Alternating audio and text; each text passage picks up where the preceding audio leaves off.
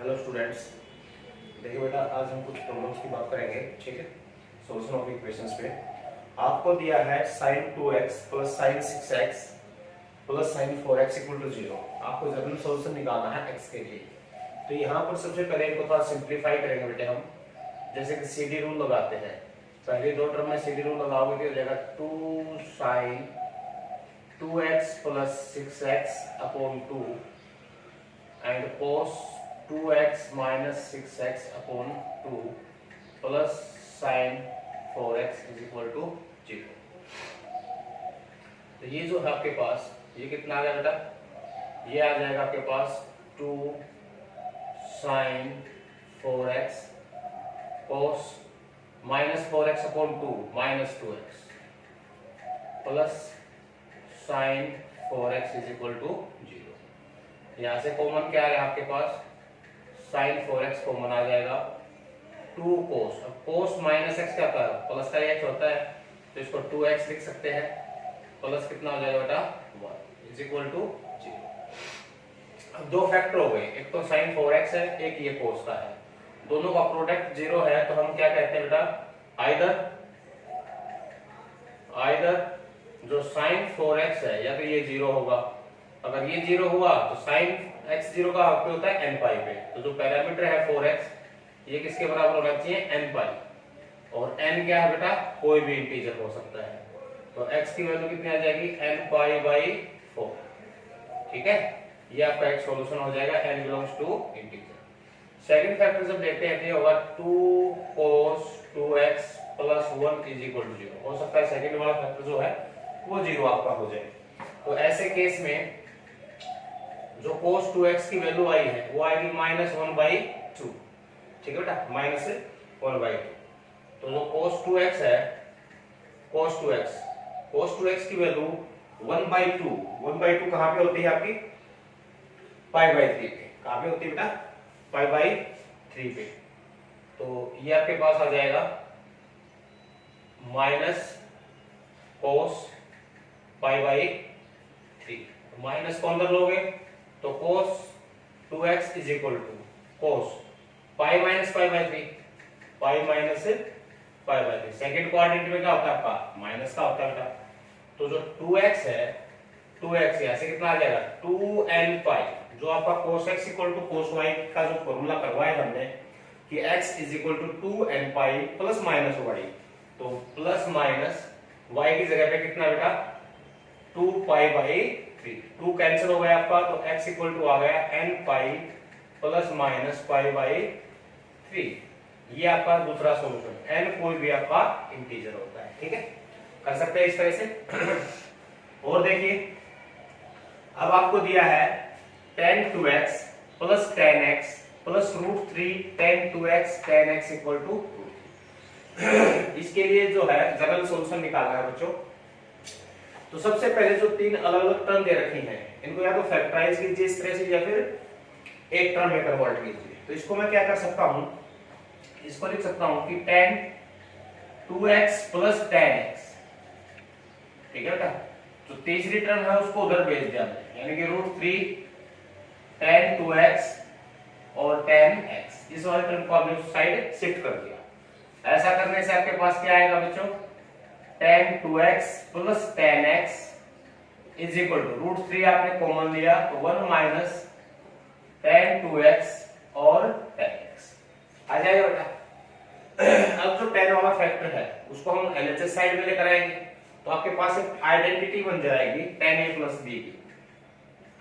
ये आपके पास आ गया tan 2x plus tan x upon में 1 minus tan 2x tan x is equal to √3। अब यहां से tan a plus tan b, 1 minus tan a tan b क्या होता है आपका? tan a plus b। यानी कि इसको आप क्या लिख सकते हो? tan 2x प्लस x और √3 tan की वैल्यू कहां होती है बेटा?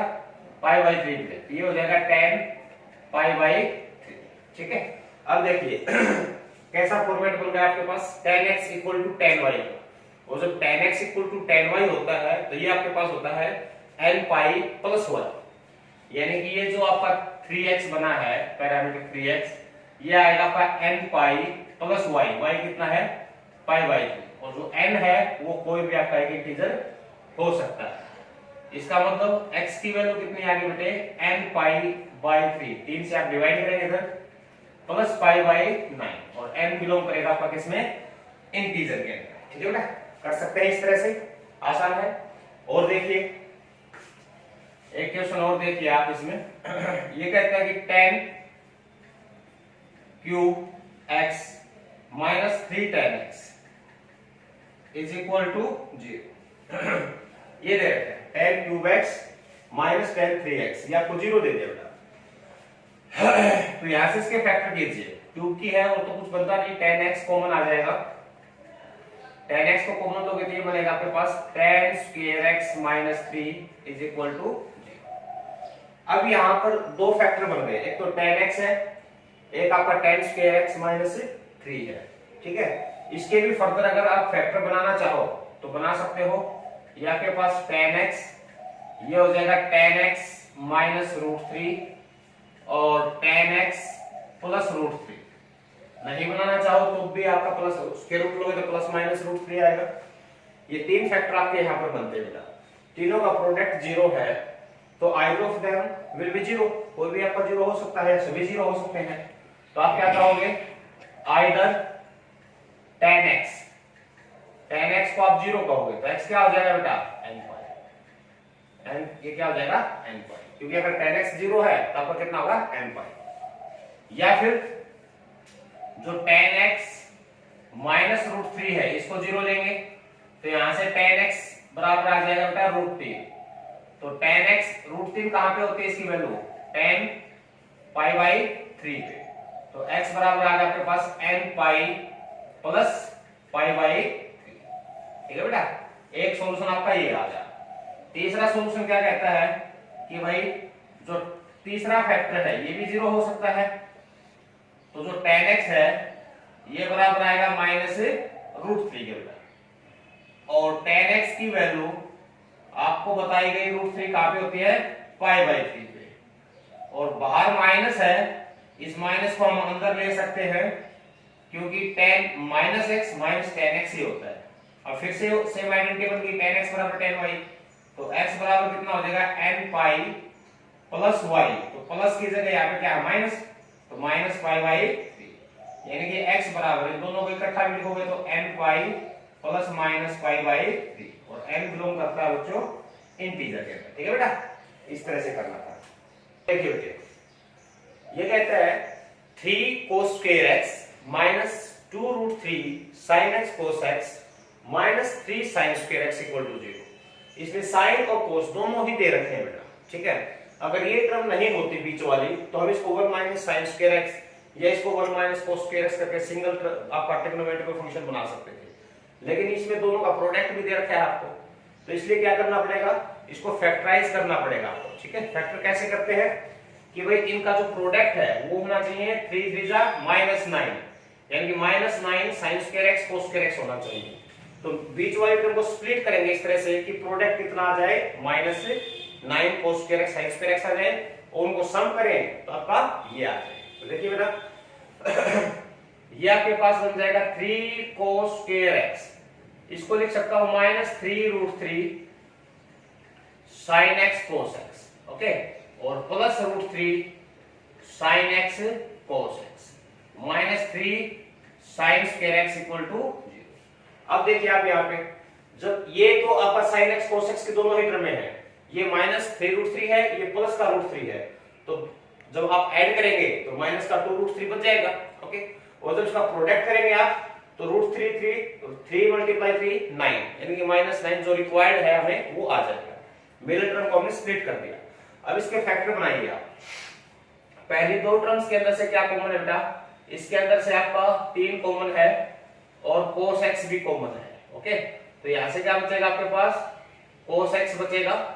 ठीक है, माइनस में √3, यहां पर क्या बचेगा sin x, ओके, क्योंकि 3 cos x आपका बाहर गया, प्लस यहां पे क्या कॉमन है बच्चों, एक तो आपका √3 कॉमन है, ठीक है, √3 और एक sin x कॉमन है, तो अंदर कितना बचा cos x माइनस 3 था, 3 में से √3 गया तो √3 बचेगा, इसका मल्टीप्लाई, और यहाँ पर क्या आ जाएगा आपका sine x is equal to 0। अब सारे में से क्या कॉमन है बच्चों, cos x minus √3 sine x, यहां से बचेगा आपके पास 3 cos x plus √3 sine x is equal to बेटा 0 आ जाएगा। अब देखिए दो फैक्टर आपके पास आ गए, दोनों का प्रोडक्ट 0 है, तो either of them will be 0, कोई ना कोई एक तो जरूर 0 होगा। तो आप क्या कहेंगे यहाँ पे, either cos x minus √3 sine x is equal to 0, यानी कि आप क्या कहेंगे cos x is equal to √3 sine x, okay. या फिर ये कह सकते हैं कि cos x को इधर शिफ्ट कर दिया 1/√3, यानी कि ट्रिग्नोमेट्रिकल फंक्शंस को एक साइड कर दिया, बाकी कांस्टेंट को एक साइड कर दिया, cos इधर डिवाइड में आ जाएगा, ये उधर डिवाइड में जाएगा। ऐसा क्यों किया, क्योंकि ये सिंगल टर्म tan x में कन्वर्ट हो जाएगा और इसकी वैल्यू कितनी आ गई 1/√3। अब tan की वैल्यू 1/√3 कहां पे होती है, π/6 पे, यानी कि tan x बराबर tan y, तो x बराबर क्या आएगा बच्चों n पाई प्लस π/6 और n बिलोंग्स टू इंटीजर। ठीक है बेटा, कर सकते हैं इस तरह से, ठीक है, आसान है। दूसरा फैक्टर देखिए, दूसरे फैक्टर में ये कहता है कि भाई 3 cos x plus √3 sin x, ये भी तो 0 हो सकता है। ऐसा करने से आप कहोगे कि भाई √3 sin x is equal to -3 cos x हो सकता है। वैसे ही cos x को इधर लेकर आइए तो sin x डिवाइड में आ जाएगा आपके पास cos x, √3 उधर जाएगा तो डिवाइड में कितना हो जाएगा बच्चों √3, तो ये आपके पास आ गया tan x is equal to -√3। ठीक है बेटा, और tan x की वैल्यू कहां पे होती है √3, ये होती है π/3 पे, यानी कि जो tan x है बच्चों ये आ जाएगा tan -π/3। अब फिर से वही आ गया tan x equal to tan y, तो x इज इक्वल टू कितना आएगा, ये आ जाएगा n पाई प्लस y, तो प्लस क्या था -π/3, यानी कि n pi minus π/3 and n belongs to बेटा इंटीजर। ठीक है बेटा, इस तरह से हम इसको कर सकते हैं, आसान है बिल्कुल। और देखिए एक डाउट और दिया आपको, यहां पर देखिए ये कहता है कि 3 cos x minus 4 sin x is equal to 7 आपको दे रखा है। अब यहां पर न तो फैक्टर होते हैं, न स्क्वायर वाली आइडेंटिटी हम यूज कर सकते हैं, क्योंकि सिंगल पावर में दे रखे हैं आपको। तो ऐसे केसेस में हमने आपको बताया था कि अगर कोई इक्वेशन आपके पास इस तरह से है कि a sin x plus b cos x type की हो, तो उसमें a² प्लस b² के रूट से हम डिवाइड कर देते हैं। ठीक है, कैसे करते हैं, जैसे इसका स्क्वायर कितना आएगा 3 का स्क्वायर प्लस 4 का स्क्वायर अंडर द रूट, कितना बन गया बच्चों 5, तो 5 से हम दोनों साइड डिवाइड करेंगे इसको, 3/5 cos x, 4/5 sin x और 7/5 आ गया बेटा। अब क्या करते हैं, हम मान लेते हैं कि लेट जो 3/5 है इसको cos अल्फा मान लिया, क्या मान लिया cos अल्फा। तो अगर ये cos अल्फा है तो sin अल्फा की वैल्यू कितनी आएगी अंडर द रूट 1 माइनस में cos स्क्वायर अल्फा, यानी कि 3/5 का स्क्वायर कितना आ जाएगा 4/5। ठीक है बेटे, यानी कि इस इक्वेशन को आप क्या लिख सकते हो, cos alpha cos x minus sin alpha sin x is equal to 7/5 कर सकते हैं इसको। अब ये आपके पास क्या होगा, cos a cos b minus sin a sin b की आइडेंटिटी बन गई। ये सब हमने इसलिए किया ताकि सिंगल टर्म में कन्वर्ट हो जाए, alpha plus x equal to 7/5। ठीक है बेटा, अब देखिए जो 7/5 वैल्यू है ये क्या है, ग्रेटर देन 1 है। 7/5 क्या है, ग्रेटर देन 1 है, बट जो cos थीटा होता है वो -1 और 1 के बीच में लाई करता है। ठीक है, यानी कि एक से ज्यादा वैल्यू नहीं हो सकती इसकी। इसका मतलब x की किसी भी वैल्यू के लिए ये इक्वेशन को सेटिस्फाई नहीं कर सकता, तो हम क्या कहेंगे नो सॉल्यूशन, इसका कोई भी सॉल्यूशन नहीं होगा।